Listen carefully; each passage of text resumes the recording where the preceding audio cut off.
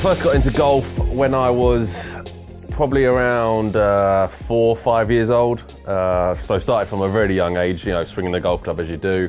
And even at that age, my thing was to hit a ball, as hard as possible.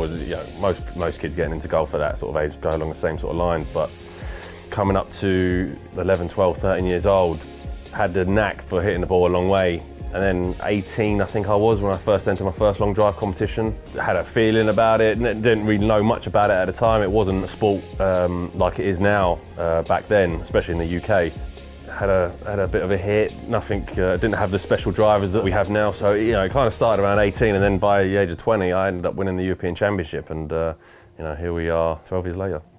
That title back in 2016, last year, the two were so different. The first win in 2010 was a real different feeling. 2016, was the result of 5 years after that win of failure, trying hard, working even harder. And 5 years of coming short just every time. 2011 probably should have won it. 2013 come second, 2014 top four, 2015 again was on full, but got unlucky. So it felt like 5 years of trying, and is he going to do it? People saying, is it just a one-hit wonder? 2016 was a big win, and to do it in the fashion that we did it in as well, that was nice. It was kind of like we're still here, we're still the fastest, we're still the best. I'd say 16 was proudest moment, maybe. Best victory, certainly. The long drive for me has obviously got massive. I won it back in 2010. And even back then, 2010, no one knew what long drive was back in the UK. It was completely fresh. We kind of brought it back over here and said, right, this is what it's all about. And I was the kind of forefront guy to demonstrate and show what was going on. Since then, we've just been sort of building it up each year, going to the World Championships. It's a common thing now. Every member of a golf club knows what long drive is. The social media aspect of it is huge.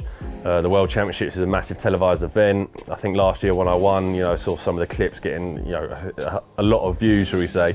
Just in general, it's just grown over the last sort of 10 years for me being involved with the sport. More people know about it, more people like it, they want to see it.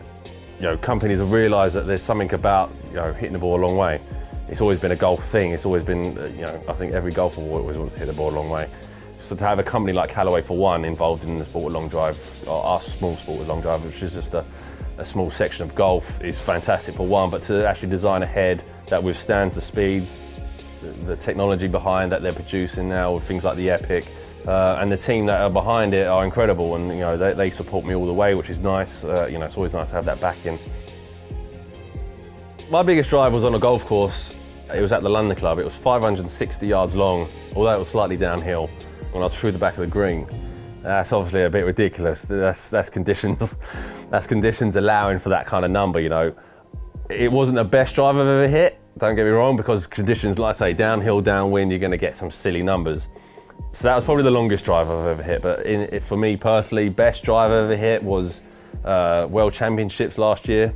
I was in the semi-final top 8 against a guy called Mitch Dobbin, good friend, and I think he had a number down at about 360 something, 367 I think it was, and it was downwind, so I knew I had a good chance.